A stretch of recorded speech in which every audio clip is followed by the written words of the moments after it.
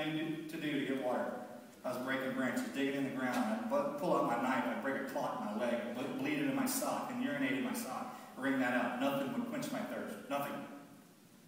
As the sun was coming up, I was holding on to a tree, reaching down for another one, and I got shot in the back.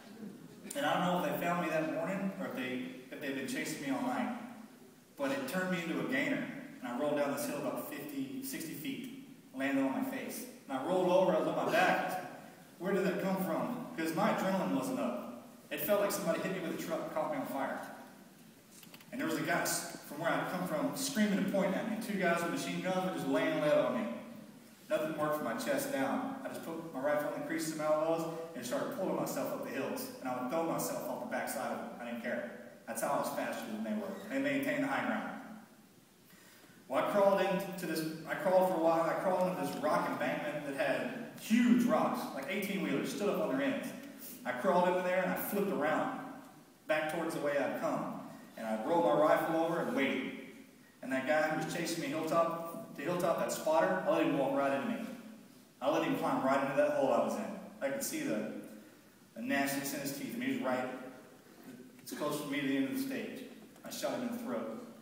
And those other two jokers came around. I had 2 frags left. I waited until they came down off the high ground into my area, and I lobbed a frag out, and then that was it. I was in bad shape, man. I mean, I literally had to switch to low gear. I was dying. But I wasn't going to quit. I was just trying to figure out what to do. So I reached out and I grabbed a rock. And I reached out as far as I could, and I drew a line in the sand. I was like, I'm going to crawl to that until my feet hit it. And if I'm still alive, I'm going to do it again. And that's what I did. Drew a line in the sand, crawled to it, my feet would hit it, we're still alive, okay, let's do it again, man. And I just kept doing that. That was my new mission. And I did it for 7 miles, and I found a waterfall. Managed to get to the top of it. I don't know how I did that.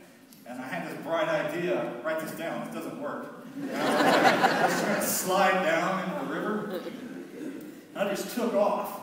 And I reached out to grab a tree to stop myself and flip me upside down. I did a header. Eventually, I launched off of one of those embankments into the river. My head hit a boulder, split my head open, my knees hit me in the face at the same time, knocked me out again. I think that was probably the 5th or 6th time that I'd been rendered unconscious since the gunfight. That first night was hell. I came to, I was laid over this mound of dirt. My rifle was laying over the top of my face. I couldn't throw that thing away. That's a story in itself, that rifle. I rolled over and I got 2 sips out of that water. Best water I'd ever had in my entire life. Before somebody was screaming at me again, and 2 guys with guns were maneuvering around me. And this was the first time that I ever got mad. Like upset. Pissed. You know what I mean? This is Texas, we can say that word. I don't cuss in front of women, but that's a Texas word. And I was so mad that I wanted to kill him with my bare hands. Enough of this gunplay, enough of rifle, bombs, stuff like that. I literally was telling him to come down so I could beat him to death. I don't know if anybody's been that mad in here. I get that mad all the time. But I was like, come down here, I'm going to kill you with my bare hands. And when I tried to stand up, I fell. My legs didn't work. And I rolled off to this embankment, rolled down into the bottom of this hill. And I was like, I was in a bad spot. They could see me, I couldn't see them. I rolled around to engage, it wasn't doing any good. And about 15 feet behind me, this guy comes over the rock embankment, starts screaming at me. American, American. I swung around on him, had my gun at my hip, safety off, tension out of my trigger. I mean, I could see the whites of his eyes, or the yellow of his eyes and his teeth. I mean, he was right there. And to this day, I don't know why I didn't kill him. I don't know why I didn't kill him. He came to visit me last year, and he's coming to visit me again at the end of the month. But when he came last year and we talked about this moment, I was like, I don't know why I didn't kill you, man. It's like, I don't know why I let you live. So that's a good point. He started walking at me. He was like, American, American, okay, shampoo, hydrate. I was like, I don't need a hair wash, but if you got some water, I'll take it. And he walked up on me, and all the guys that were chasing me came around the rocks with guns slung. I didn't know what was going on, man. I was like, what the heck is going on? All these kids came up and gave me all the water I could drink. 4 guys picked me up, carried me down to the village, sat me down, gave me all the water I could drink, pulled me into this room, stripped me naked, started doctoring me up, bandaged me up from head to toe, dressed me up in a set of those man jammies, complete with hat. So from a distance, I looked like a villager. You got up on top of me, there was no mistaking what I was. And then I was laying in this room for about an hour, and the door kicked open. The Taliban flooded the room. And I sat up. I knew immediately who they were. You hunt something long enough, you know what it is when it's staring you in the face. Plus, they spoke English, and they were like, we're the Taliban.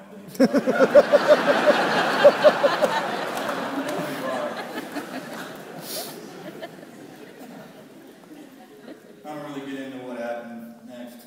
You can use your imagination.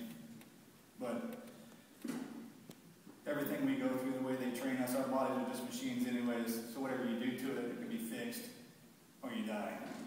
And I have the ability, when I flip that switch, there's nothing that can bother me. So they work me good. All day, all night, and the next morning. Interrogated me and all that crap. Well, they left me down on this floor. They left me on the floor bleeding.